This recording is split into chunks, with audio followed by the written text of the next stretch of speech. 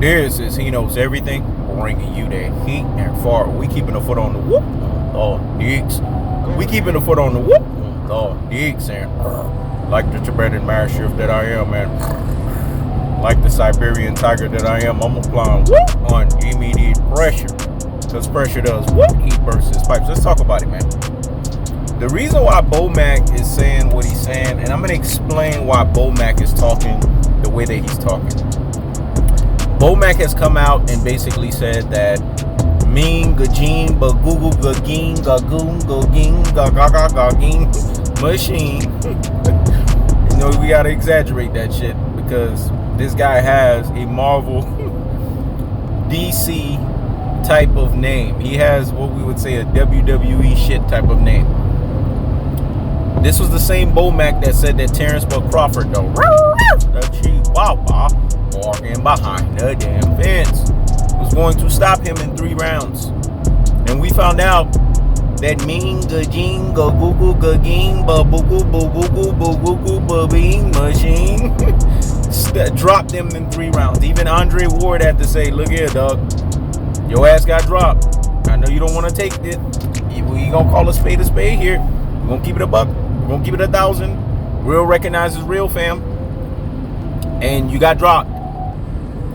The reason why Bomac is saying this is because of what happened to Terence Crawford. The Chihuahua walking behind the damn fence. Bomac doesn't understand this, but I'm going to make it very clear for Bomac. Terence Crawford is not the fighter that you think that he is, Bomac. You've been eating too many Big Macs. You've been on this obesity too damn long. Let me explain something to you guys about the disease called obesity. Obesity creates mental blockage. It mentally disturbs you. Not only does it fuck with you sexually because it creates sexual dysfunction, i.e. erectile dysfunction, i.e. you basically can't get your shit up to fuck, because after 30 years old, a man's hormone levels goes down 1 to 2%. This is why it's imperative to keep your ass in top fucking shape.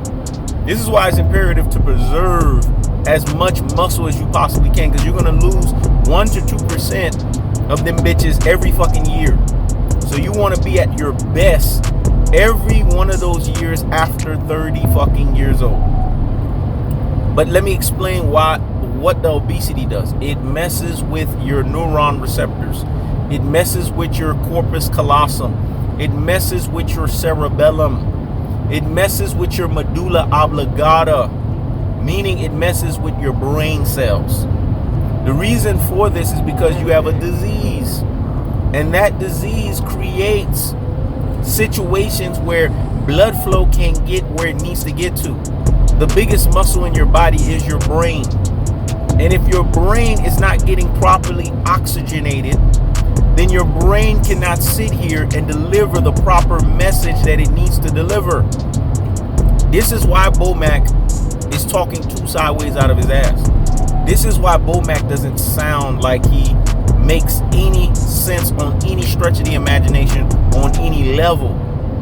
Just because the Bing, Gajin, Gagoogle, Gagin, Bagoogle, Babingy, Bigingy machine dropped the Chihuahua walking behind the damn fence. The fighter that you overrate, the fighter that you overstock, the fighter that you are basically delusion of grandeur or grander delusions of.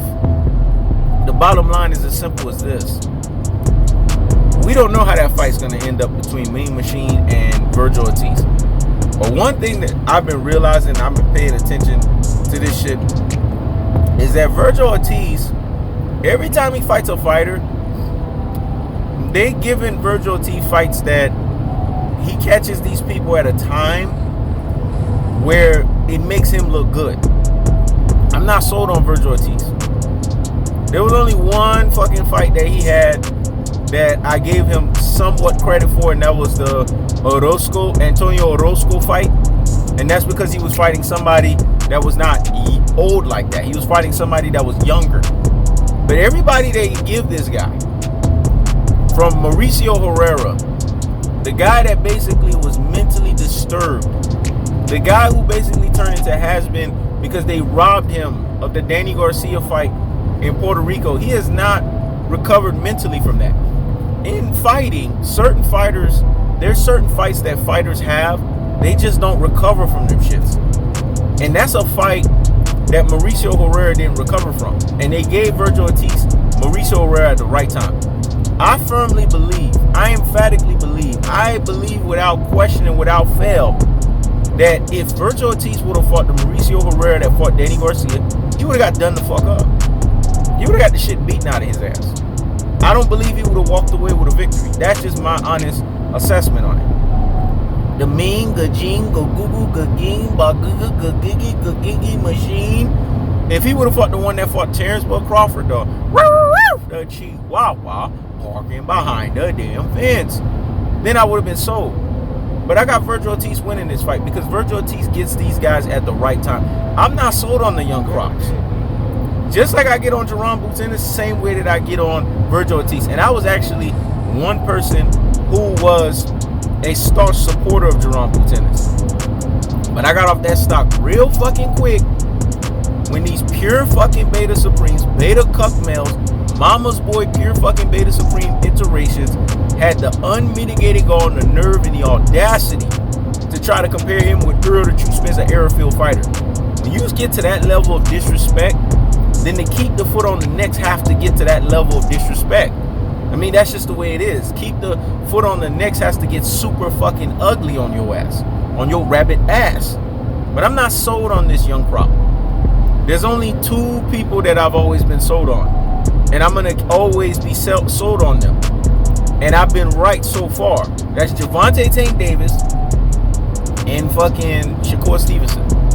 I don't like the way Shakur Stevenson is moving as of late from an off the square circle type of assessment, and that has paid, and that has shown itself and reared its ugly fucking head in his last performance. But if Shakur Stevenson is smart, he need to get Andre Ward right back into the fucking fold, because that has fatally been fucking him over. Because when you have somebody that of an unofficial airfield fighter level of that stature, that's molding you and that's training you, that's gems and jewels that you never want to get away from. Andre Ward was having this motherfucker right. See, this is the problem with these young crop motherfuckers, and I don't understand it. Same thing with Devin Haney. You have Floyd Mayweather. Bend the proverbial fucking knee and kiss the ring while you at it, dog. The Floyd Money Mayweather. So you can be crispier than a fucking three-piece. That's why I was liking Devin Haney, because he was up on the Floyd. But when your ass left Floyd, I don't deal with your rabbit ass no more, because you're not with the guy that I need you to be up under, so that you can be crispier than a fucking three-piece. It's the same thing with Shakur Stevenson. If I keep hearing longer that he ain't with Andre Ward, I'm going to have to, the ship's going to have to sail with his rabbit ass.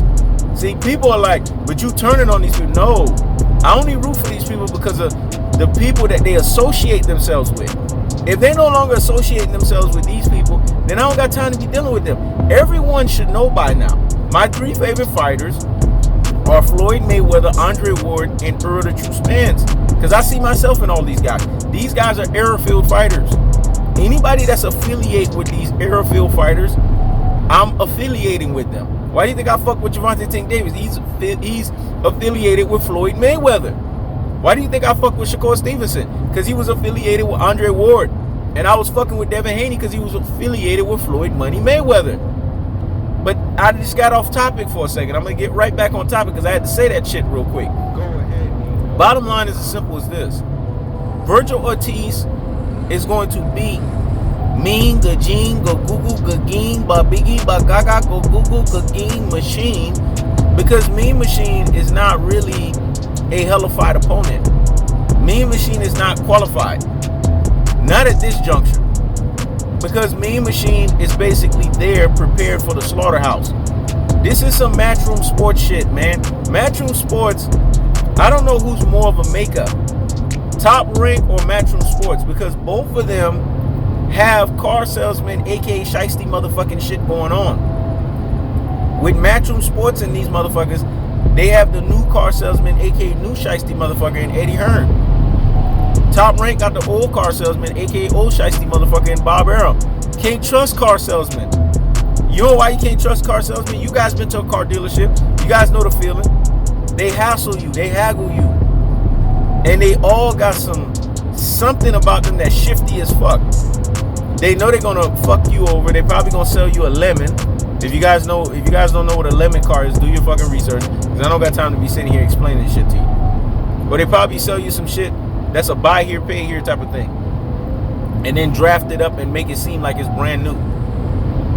This is what we're getting. So I cannot, with the upside of a Vergil Ortiz, and mean gajing gagoo gaging bagoo babigi bagigi machine, to me this is not a step of fight.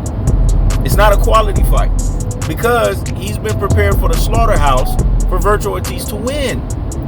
So when Bomac is talking, the problem with Bomac is he's too fucking fat. The obesity is taking over. Because if Bomac was thinking straight, and he wasn't thinking from an obese, mentally disturbed mind, he would understand very fucking clearly that this is not the chihuahua barking behind the damn fence. But it's also not a situation where Mean Machine is fighting a Terence Crawford that's pretty much the same age as him. He's fighting a kid that's young and that has upside. And the last time we checked at boxing, the three-pronged monster of economics, politics, and pugilism is going to kick in. And when that rabbit ass shit kicks in, the upside value of what Vergil Ortiz brings to the table, and basically the journeyman of the mean gajing gagoo gaging babigi bagigi bagoo machine, you already could tell and call a spade and keep it a buck and keep it 1,000 and keep it real. And real recognizes real, that when it's all said and done, Vergil Ortiz is going to win this. Not because Vergil Ortiz is going to have a great fucking performance. Not because this is a great step-up fight. But because mean bajing gagoo gaging gagigi vajigi vagoo gaveen machine is basically prepared for the slaughterhouse. That's the cold-hearted. That's the unadulterated. That's the cutthroat teller fashion. I keeps the foot on the whoop. Oh, Hicks. I keeps the foot on the whoop. Oh, Hicks. This is He Knows Everything. Check it out.